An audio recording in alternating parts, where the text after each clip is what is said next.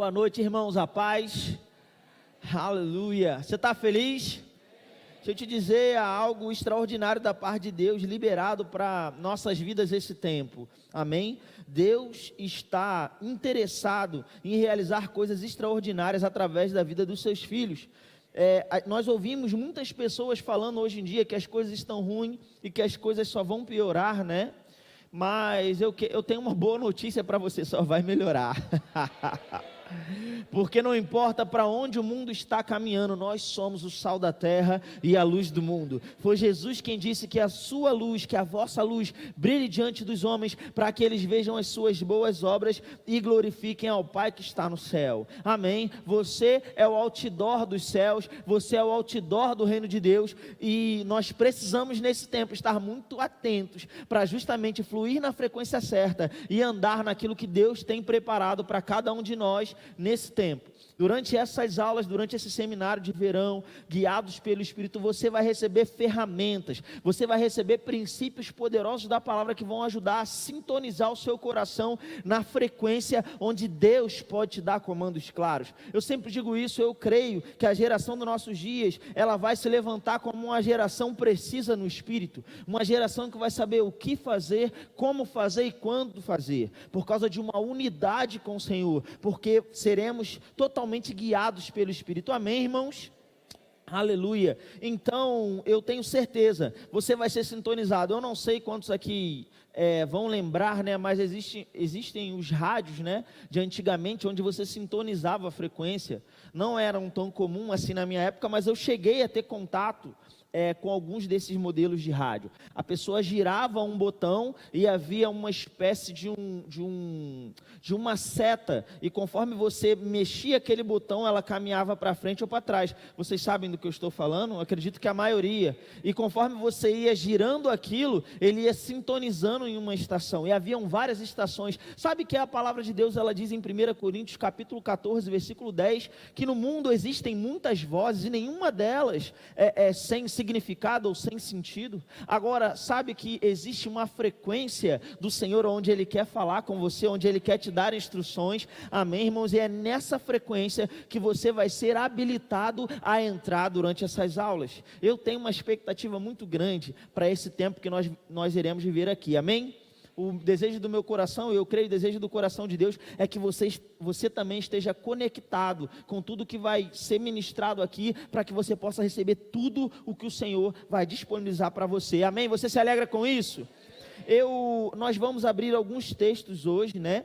Você está numa aula, em um seminário de verão, mas eu não vou abrir todos os textos.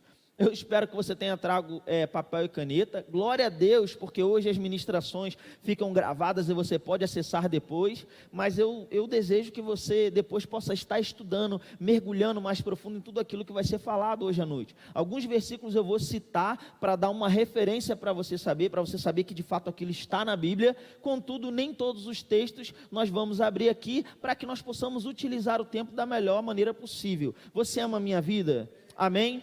Então nós vamos caminhar dessa forma. E o primeiro texto que eu gostaria de citar aqui está lá em Romanos capítulo 8, versículo 14. Você não precisa abrir, a não ser se você tiver uma certa agilidade aí, talvez um aplicativo eletrônico, ou se você for rápido com as páginas da Bíblia, sem problema, isso fica ao seu critério. Mas Romanos 8, 14 diz assim: pois todos, diga comigo, todos os que são guiados pelo Espírito de Deus são filhos de Deus. Então a Bíblia está dizendo que os filhos de Deus são guiados pelo Espírito. A Bíblia está dizendo que os filhos de Deus são guiados pelo profeta, pelo pastor, pelos líderes. Irmãos, a Bíblia diz que na multidão de conselheiros há sabedoria, e é importante que você tenha um mentor, é importante que você tenha um líder, é importante que você congregue, que você seja apacentado, e você vai colher os frutos desse princípio da palavra se você caminhar neles. Contudo, a base da nossa vida, a essência da direção de Deus para as nossas vidas, ela será dada em nossos espíritos. Nós seremos guiados pelo Espírito de Deus. Aliás, nós não seremos guiados por essas pessoas, mas seremos guiados pelo Espírito. Amém, irmãos? E essa palavra guiar, ela significa guiar, conduzir. É uma palavra grega que significa guiar, conduzir segurando com as mãos, levando desse modo ao destino final. seguir acompanhando até um lugar. Eu gosto quando nós estudamos o original do grego, né? Os dicionários do original, o dicionário Vine, a fonte Strong, porque justamente ela dá uma ampliação daquilo que o texto significa. Talvez em um primeiro momento guiar, você entenda como guiar, mas quando você tem esses detalhes, isso de certa forma cria uma raiz mais sólida no seu coração, a sua compreensão aumenta. Então guiar, conduzir sim, mas conduzir segurando com as mãos, levando desse modo até um destino final, seguir acompanhando até um lugar. Deus, Ele quer te guiar e de perto, não é de longe, amém, irmãos? E Ele não vai te deixar no meio do caminho, Ele não vai te dar uma instrução e falar assim, agora vai lá. Não, Ele vai te dar uma instrução e Ele vai te acompanhar até o destino final. Jesus prometeu que o Espírito Santo Ele não nos deixaria, amém? Mas estaria conosco para sempre, amém, irmãos? Então o desejo de Deus é que nós possamos ser guiados pelo Espírito dele, e essa é a nossa proposta aqui, ensinar ferramentas para você, para que você possa discernir como ser guiado pelo Espírito de Deus. E aprove ao Senhor que eu tivesse tendo a honra de abrir esse seminário, e a gente vai conversar um pouco a respeito de algo que eu particularmente não aprendi durante a maior parte da minha vida cristã. Na verdade eu teria que fazer as contas para saber ainda se é a maior parte, mas durante muito tempo eu não conheci esses princípios. Eu me converti com 7 anos de idade, fui batizado com o Espírito Santo com 9 anos de idade, mas passei muito tempo sem conhecer esse princípio, e por conta disso eu fui privado de provar um relacionamento com Deus mais real, mais sólido, ter uma intimidade maior com Deus. Você está entendendo isso? Então é esse princípio que eu vou compartilhar com você. Eu quero te dizer, não importa quanto tempo você tem de igreja, se você é formado no Rema, se você não é, esses princípios eles continuam sendo poderosos, eles podem levar você a outro nível de relacionamento com Deus, amém? E dentro desse princípio nós vamos entender a natureza tríplice do homem. Eu quero que você abra comigo, por favor, a sua Bíblia lá no livro de Hebreus e no capítulo 4, por favor.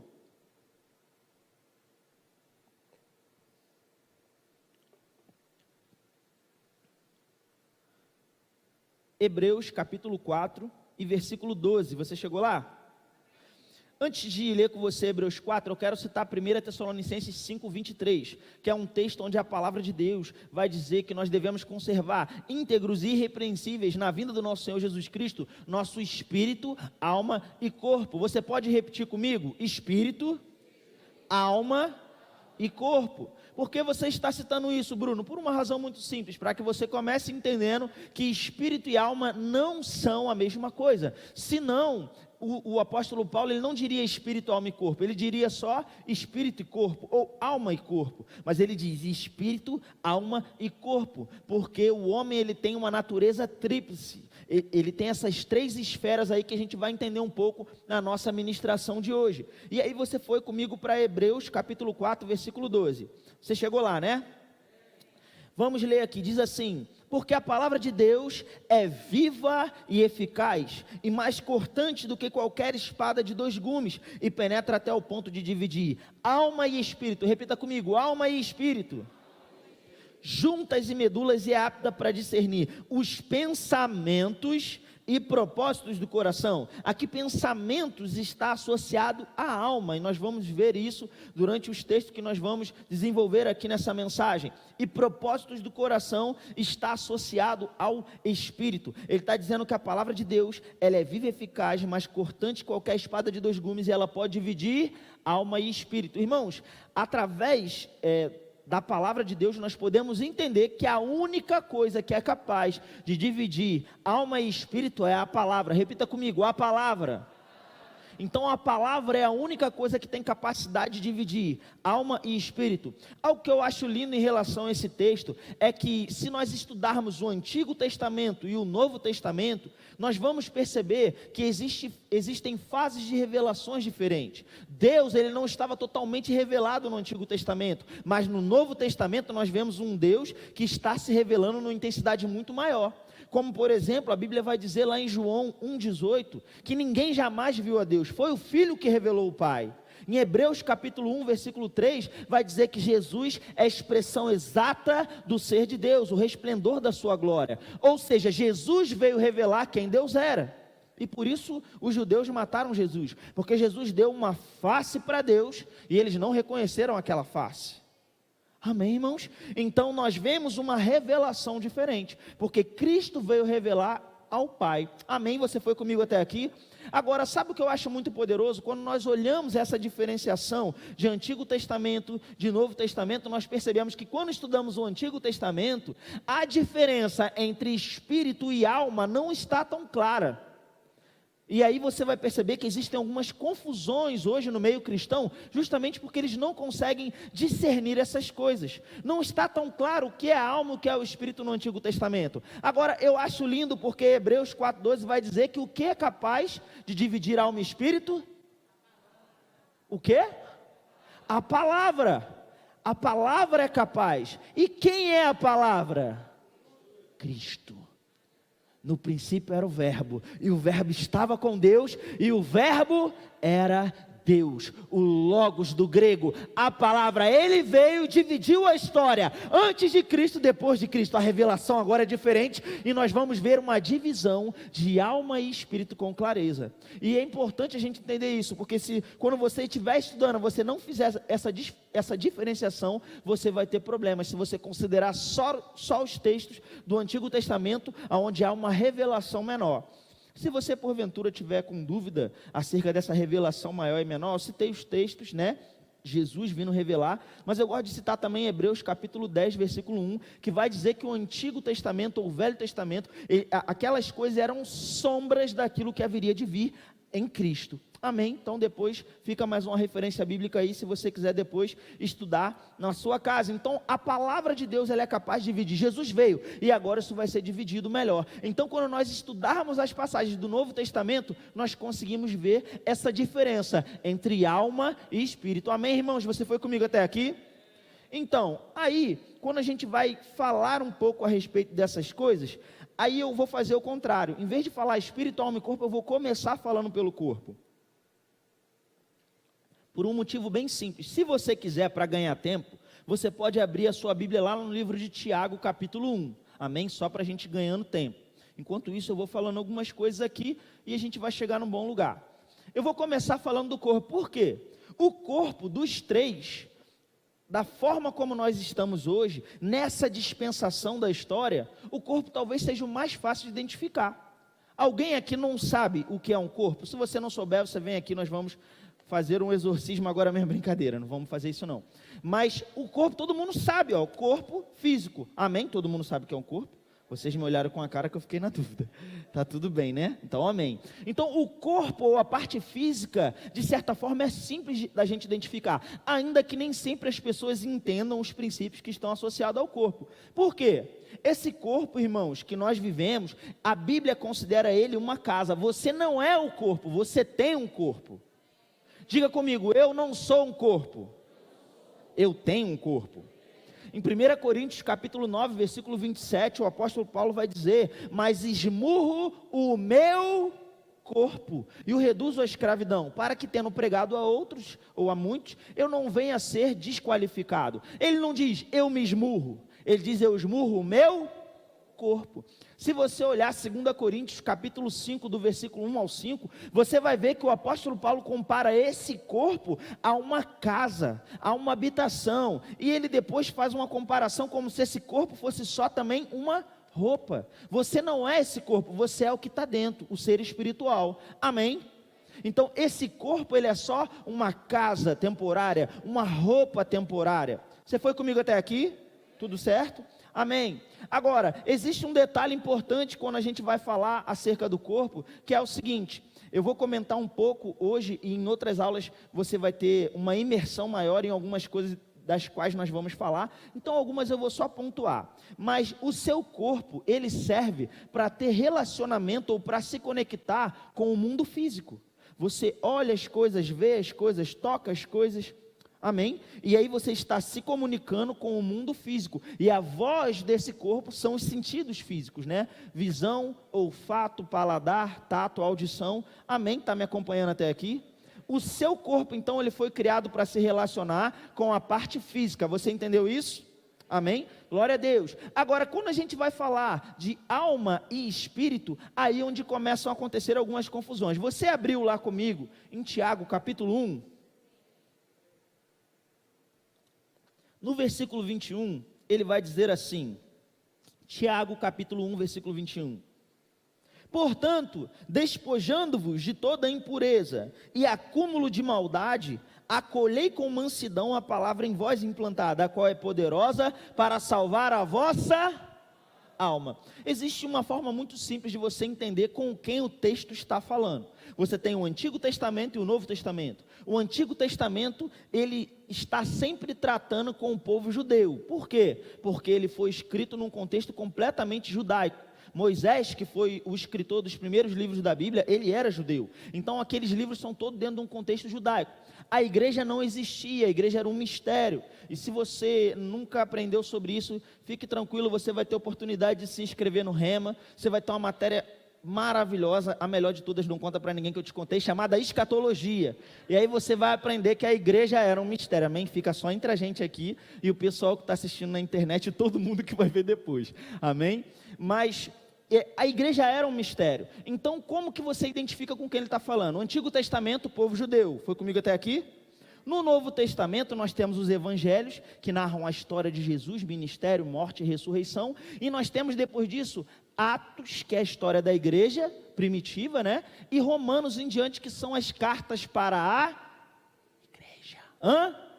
Vocês são fera demais, para a igreja.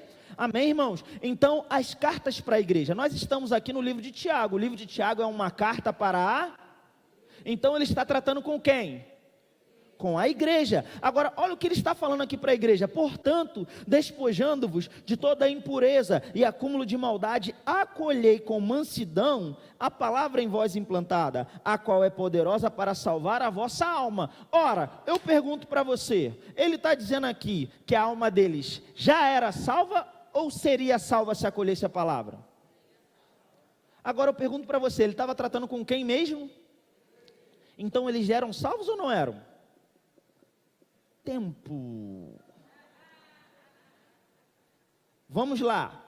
Bruno, ele estava mesmo tratando com a igreja. Se você quiser tirar a prova real, você vai para o versículo 1 e 2, que você vai ver Tiago, o apóstolo, escrevendo para aqueles que estão dispersos por causa da perseguição. E no versículo 2 ele diz, meus amados irmãos, tende por motivo de toda alegria. Então ele está tratando com a igreja. Qual é a questão aqui? É que a alma, quando você ouve alma no português, e aqui tem uma informação importante, a Bíblia ela não foi escrita em português, ela foi escrita originalmente, o Antigo Testamento em hebraico e o Novo Testamento em grego, amém, irmãos? E aí, a palavra em português às vezes trai a gente um pouquinho, porque quando a pessoa pensa em alma, ela pensa em alma penada, filme de terror, Gasparzinho, essas coisas. Só que na Bíblia a palavra alma, ela é derivada de uma palavra grega chamada psique, que deu origem a palavras como psicologia, psicanálise, psicólogo, tem a ver com a mente. A mente, o intelecto, a razão. Então o que ele está falando? Olha, vocês precisam receber a palavra, mesmo já sendo salvos em Cristo Jesus, a gente vai entender algumas coisas, mas vocês precisam receber a palavra para que a alma de vocês seja salva. Por que isso? Irmãos, quando alguém entrega a vida para o Senhor Jesus Cristo, acontece alguma coisa com o corpo daquela pessoa? Não acontece nada. Eu costumo brincar, se acontecesse alguma coisa com o corpo, as pessoas não iriam para a academia, elas iriam para a igreja. Isso é triste, mas né? Você entende isso? Não acontece nada com o corpo. O seu corpo você tem que esmurrar ele, governar. Inclusive o problema de muita gente é justamente não entender isso. Porque as pessoas ficam falando assim, esse espírito de prostituição, esse espírito de gula, irmão, isso é obra da carne. Então, desculpa aí, hashtag pronto, falei. Né? Gálatas capítulo 5, versículo 18 em diante, ele não vai dizer que são obras de espírito, ele vai dizer que são obras da carne. Ah, Bruno, mas o diabo não, o diabo ele repara qual é a sua área de fraqueza, ele vai tentar te influenciar para aquela área, mas quem deseja é você, a sua carne. Amém? Então as pessoas acabam embolando um pouco o meio de campo. Nós precisamos entender, Gálatas 5,17 vai dizer que existe uma luta entre carne e espírito. A sua carne, querido, não deseja agradar a Deus. Isso vai mudar só quando Jesus voltar. No dia do arrebatamento, a sua carne ou o seu corpo será redimida, ela não vai mais desejar o pecado. Mas isso são cenas dos próximos episódios, amém? Então o seu corpo não sofre nenhum tipo de alteração. Agora, e a sua alma? Quando você entrega a vida para o Senhor Jesus Cristo, o que acontece com a sua alma, com a sua mente, com o seu intelecto? Nada. Você chega aqui e você entrega a vida para Jesus. Seus pensamentos não são alterados de uma hora para outra. Você muitas vezes sai, por isso que às vezes as pessoas são criticadas. Ela acabou de entregar a vida para Jesus e as pessoas já querem cobrar que ele tenha uma vida de uma pessoa madura. Ela precisa de tempo para amadurecer, para se alimentar, para renovar, para acolher a palavra, para que a sua alma seja salva. E isso é um processo, irmãos, diário. Isso não é uma coisa que você faz um dia sim, um dia não. É algo que precisa acontecer todos os dias da sua vida. Por quê? A sua alma todo dia fica debaixo da influência do mundo. E talvez você pode pensar assim, mas nem todo dia eu sou tentado exclusivamente, se eu ficar só dentro de casa, eu posso não ser tentado pelo pecado, ou algo do tipo. Deixa eu te explicar uma coisa. Você pode ser tentado pela questão do pecado na sua mente, nas suas emoções? Pode. Mas você sabia que mesmo se não for pecado, você ainda vai estar sendo tentado para as coisas naturais? Porque quando você acorda de manhã, você não precisa nem abrir os seus olhos. Dependendo da temperatura, já passa 1000 coisas pela sua cabeça. Se você tem vontade mesmo de levantar, se não tem, com a roupa que vai usar, já está pensando um monte de coisa. Eu te pergunto, isso tem algo de espiritual? Não, tem coisas naturais. E aí sabe o que acontece? A sua mente vai ser tentada a ficar no ambiente natural. Mas Deus te convida para andar no ambiente sobrenatural. E isso depende de uma decisão sua, de quê? Acolher a palavra, meditar na palavra. Por isso que Paulo diz em Romanos 12:2, e não vos conformeis com esse século ou com esse mundo, mas transformai-vos pela renovação do vosso entendimento ou da vossa mente. Amém, irmãos? Então a alma precisa passar por um processo diário de transformação ou renovação. Você me acompanhou até aqui? Agora, aonde que acontece o processo de salvação de maneira plena? Diga comigo, no Espírito. Abra comigo em Romanos capítulo 2, por favor.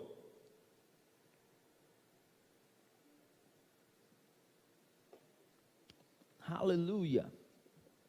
Você vai sair daqui habilitado, irmãos, para crescer e se desenvolver no seu relacionamento com Deus. Sabe que a falta de compreensão desse tipo de coisa tem privado as pessoas de viver tudo que Deus tem para as suas vidas. Eu sempre digo, os cristãos, nós somos muito tentados a ficar na área natural. Como eu disse, não precisa ser pecado não, é só ficar com a área natural. Você é tentado o tempo inteiro a entrar por aquela porta e talvez sentar aqui e achar que é mais um culto, que é mais um dia. Irmãos, isso, se você pensar dessa forma, não vai acontecer nada na sua vida. Agora você precisa estar conectado com as coisas espirituais. E aí tem pessoas buscando a presença de Deus.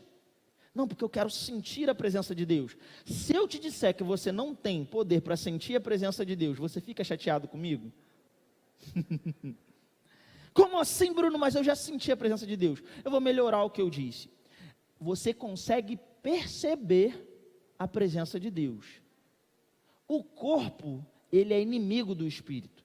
O corpo físico hoje, sem estar redimido, ele é inimigo da vontade de Deus. Então ele não é capacitado para se relacionar com Deus. Deixa eu te dizer uma coisa, tentar se relacionar com Deus através do seu corpo é como você tentar ler um livro com o seu ouvido. Por quê? Porque o seu corpo não foi feito para isso. Jesus, ele deu uma dica em João 4:24, ele falou, Deus é Espírito, importa que os seus adoradores o adorem em espírito e em verdade. Bruno, mas explica aí, como é que é esse negócio de, eu senti a presença, fiquei até arrepiado. Deixa eu te dizer uma coisa, irmãos, na realidade, você ficou sensível ao espiritual, numa intensidade tal, que você ficou mais sensível às coisas do espírito que às coisas físicas. E o que aconteceu? Teu corpo reagiu. Aleluia. Mas essa percepção aconteceu no espírito. Por isso que a gente não deve ir para a igreja com expectativa no ministro e no ministério de música. Hoje o culto não foi bom, por quê? Porque eu não arrepiei. Talvez você que não orou e não se consagrou na sua casa. Oh, aleluia. Tei. Amém, irmãos? Porque tem a ver com você, não tem a ver com o outro. É claro que às vezes existe uma manifestação da parte de Deus que quebranta você e você acaba tendo essa percepção. Mas isso não é uma responsabilidade dos outros, isso é uma responsabilidade sua. E você pode provar isso na sua casa. Sabe, eu declaro sobre a sua vida dias onde você vai provar do sobrenatural na sua casa. A unção vai vir sobre você. Aleluia. Amém, irmãos? Agora, quando a gente começa a discernir essas coisas, a gente começa a entrar no fluxo, na frequência do Espírito. Você abriu em Romanos capítulo 2, Romanos capítulo 2, versículo 28, vai lá comigo. O apóstolo Paulo vai ensinar algo aqui, e ele vai dizer assim, estava tendo uma questão ali, está Paulo explicando sobre a questão de ser judeu, de não ser judeu, das atitudes do povo judeu. Naquele tempo, né, uma das coisas que ajuda a gente a entender a Bíblia é compreender o contexto histórico, cultural. Quando a igreja começou, havia um debate muito grande de judeu, gentio, quem pode ser salvo, quem não pode, o que precisa fazer para ser salvo.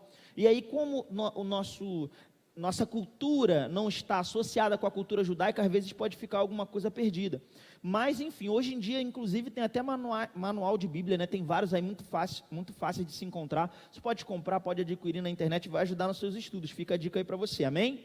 Então estava vendo essa questão aqui, então Paulo vem explicando, olha só, judeu não é só você fazer o que é por fora, né? A circuncisão, as obras da lei que haviam. Ele diz assim no versículo 28, porque não é judeu quem o é apenas exteriormente, nem é circuncisão a que é somente na carne, porém judeu é aquele que o é interiormente, e circuncisão a que é do quê? E ele vai dizer do coração e vai continuar no, então ele diz do coração no espírito. Eu vou parar por aqui, né, só até aqui para mim pensar essa parte aqui. Ele está dizendo a verdadeira circuncisão, ela é do coração no espírito. Ele não diz do coração e do espírito, ele diz do coração no espírito, porque o espírito do homem e o coração do homem são a mesma coisa. Vá comigo para 1 Pedro capítulo 3.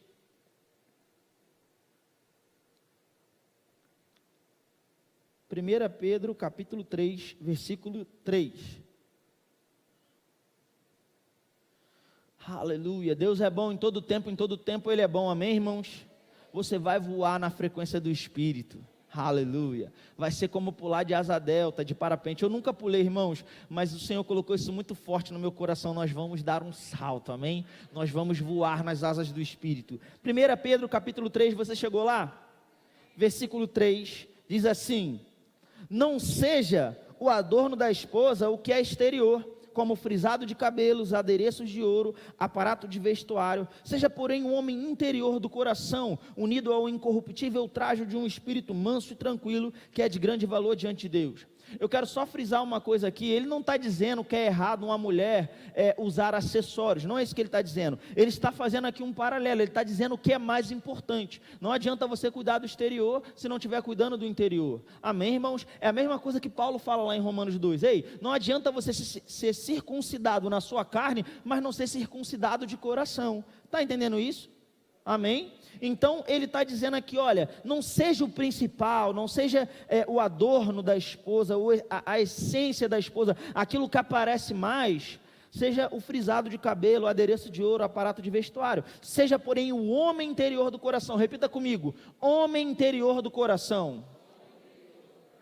Essa é a essência aqui do que ele está ensinando. Seja o homem interior do coração, unido ao incorruptível trajo de um espírito manso e tranquilo, que é de grande valor diante de Deus. Irmãos, aqui existe algo poderoso para a gente parar para meditar um pouquinho. Ele está nos ensinando que o homem interior do coração, ou o homem interior, ou o coração, ou o espírito humano são a mesma coisa. Existem outros textos também, mas como eu disse para você, a gente não vai abrir todos por uma questão de tempo. Mas quando eu compreendo isso, eu começo a entender. Existe uma frase do irmão Reagan, que a gente repete muito, inclusive, no Centro de Treinamento Bíblico Rema Brasil, que eu creio muitos de vocês vão estar cursando esse ano, amém, irmãos? Aleluia! E essa frase diz assim, você vai repetir comigo, baseado no que a gente aprendeu até aqui. Diga comigo, eu sou um espírito, possuo uma alma e habito num corpo. Amém? Eu sou um espírito, possuo uma alma e habito no corpo. Então o coração do homem, o espírito do homem é a essência de quem o homem é. Porque Deus é espírito, Ele criou o homem à sua imagem e semelhança. Espírito. Amém? Eu gostaria de pedir para colocar, eu não sei se eles vão conseguir, né? Deixa eu confirmar primeiro, a imagem que eu pedi para colocar, o pessoal da mídia vai ver aqui. Beleza. Eu não sei se vocês vão conseguir ver bem aqui, mas eu vou sinalizar aqui com um laser e você vai conseguir ter uma percepção um pouco melhor, se porventura não estiver dando para você ler, ok? Aqui eu coloquei essa imagem com a natureza tríplice do homem, tá? Nós temos aqui 1 Tessalonicenses 5, 23 e Hebreus 4, 12, os textos que a gente leu. E aí nós temos aqui o corpo, que é esse círculo de fora, e aqui o corpo ele se comunica como? Através dos sentidos. Ó, chegou o corpo glorificado agora. Amém. Só para quem entende. Então o corpo, ele está aqui, ó, ele se comunica com o mundo físico, através da visão, olfato, audição, tato e paladar. Então o corpo vai se comunicar com o mundo físico apenas. Amém? Aí, volto a dizer para você, mas e quando arrepia? É uma reação, porque você está sensível no seu ser espiritual, amém? Mas isso não significa que quando você arrepia é Deus, porque irmãos, eu posso te falar, você pode não estar arrepiado agora, mas Deus está aqui. Há uma unção nesse lugar, e a maturidade no reino do Espírito é justamente isso, ter convicção independente do que você está sentindo, porque nós não somos chamados para viver por aquilo que sentimos, nós somos chamados a viver pela palavra, pela fé, amém irmãos? E além do mais, tem gente que fica arrepiada até quando está pecando, hashtag fica a dica. Então, nós temos aqui o corpo, e aqui, ó, essa linha roxa aqui, ó, nós temos a alma ou a psique. Aqui está soma, não é matemática não, tá gente? É o grego que derivou o corpo, é soma também, tá bom? Só para você não confundir aí. A matemática é com o pastor Josias, não é comigo. Aí aqui nós temos a alma, a psique, a parte roxa. Aí aqui tem, ó, imaginações, sentimentos, justificações, vontade, razões. E aqui tem algo aqui importante, tá? A vontade tem a ver com a alma. Por isso que a gente fala, não é bem por isso não, né? Mas cabe bem no que a gente está falando, que vontade é uma coisa que dá aí. Você lembra que eu disse que a palavra de Deus é viva e eficaz e ela divide alma e espírito? Ela é capaz de dividir o que é pensamento, o que é propósito do coração. Você precisa, irmão, entrar no fluxo do Espírito. Sabe por quê? Deus está colocando coisas poderosas dentro de você, e isso está partindo do seu coração. E se você não estiver atento, você vai achar que você está ficando doido, que é coisa da sua cabeça. Não é da sua cabeça, Deus quer te levar para esse lugar de glória. Por quê? Porque eu vou ser glorificado, é isso mesmo, para glorificar a Deus. Foi Jesus que disse, ei, o mundo vai ver as suas boas obras e vai glorificar a Deus do céu.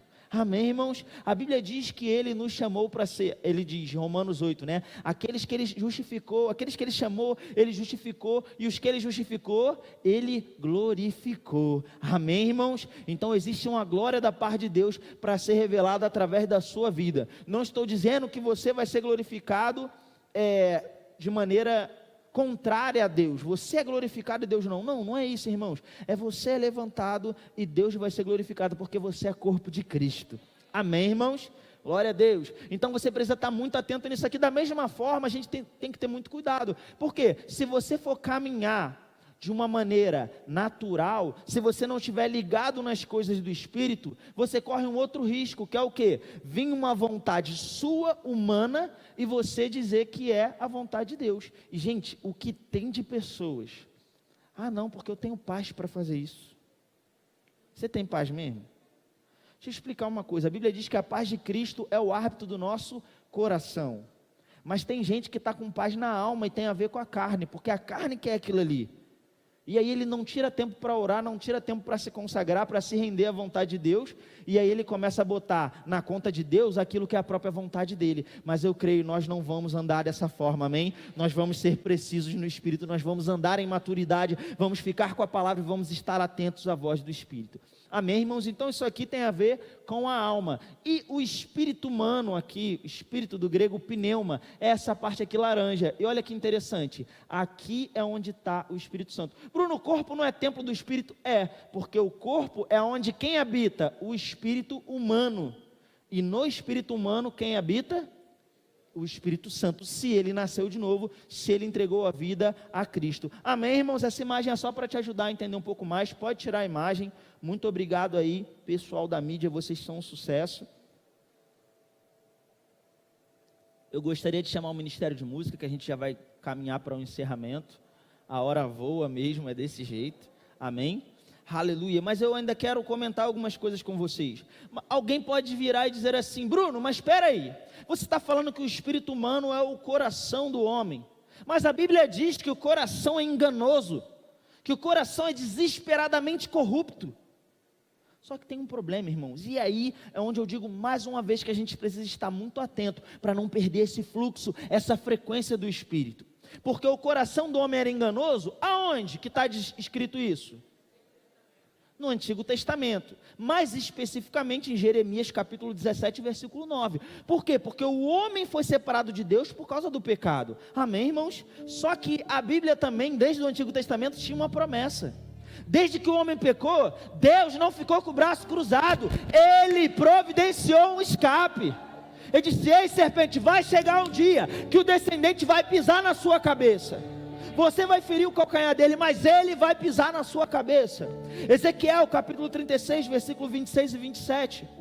Há uma promessa onde o Senhor vai dizer que vai tirar o coração de pedra e vai colocar um coração de carne. A Bíblia diz em 2 Coríntios 5,17: e assim, se alguém está em Cristo, é nova criatura, as coisas velhas já passaram.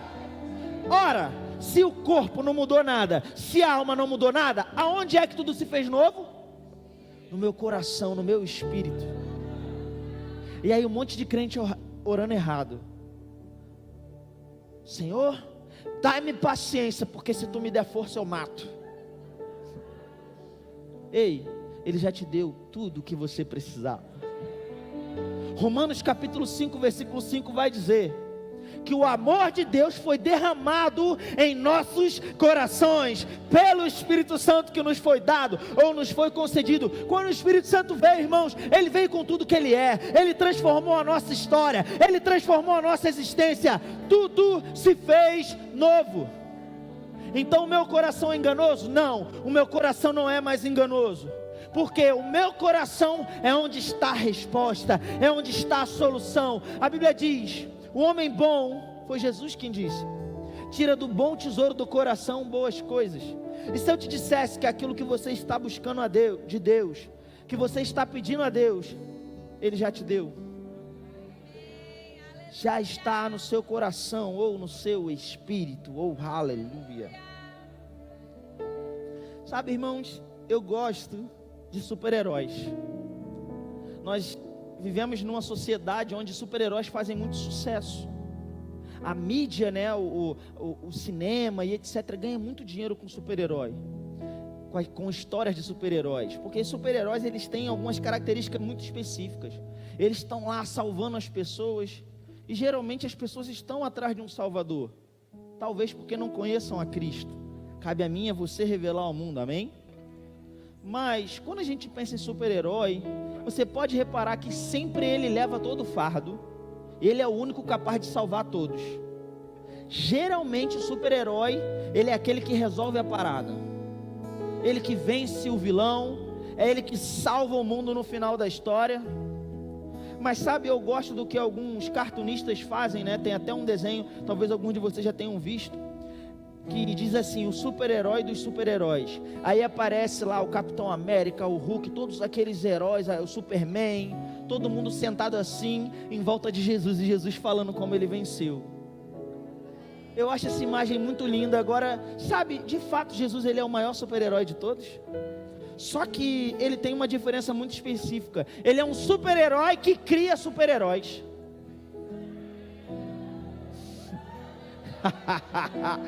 Aleluia.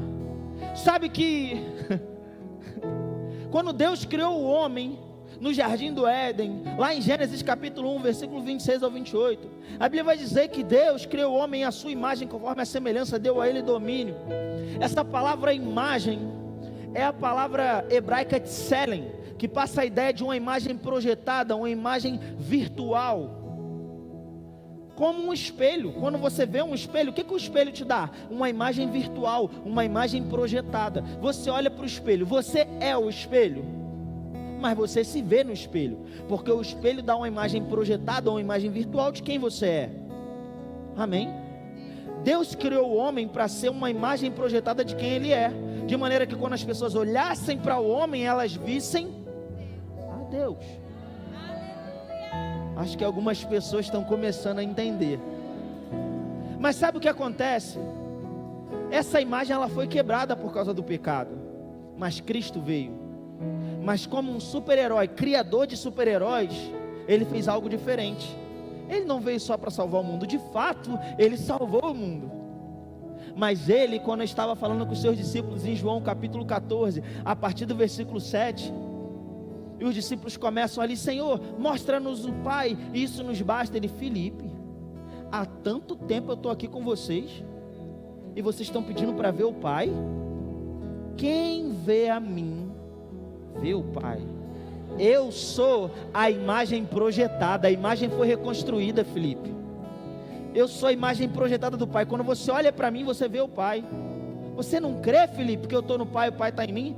Creia pelo menos pelas mesmas obras. As obras que eu faço, eu não faço de mim mesmo, eu faço pelo Pai, porque o Pai está em mim. Agora, ele depois vai falar algo que chama a minha atenção demais. Ele diz assim: olha, eu vou contar um negócio. Você já viu que é a versão Bruno César Revista atualizada aqui, né? Então ok, depois você lê o texto lá. Ele diz assim: e aquele que vier após mim fará as mesmas obras que eu faço, porque eu vou para o Pai. Ei, eu vou resolver o problema. Ele morreu na cruz, mas não tinha pecado sobre a vida dele. O escrito de dívida que era contra mim e a sua vida e era prejudicial, foi cravado na cruz do Calvário. Ele pagou o preço, ele cancelou o escrito. O Espírito Santo veio para dentro e restaurou a imagem projetada, a imagem virtual. Você foi criado em Cristo Jesus para projetar quem Deus é. O projeto de Deus é: as pessoas vão olhar para você e elas vão ver quem Deus é, o caráter de Deus, a essência de Deus, o poder de Deus, a glória de Deus através da sua vida.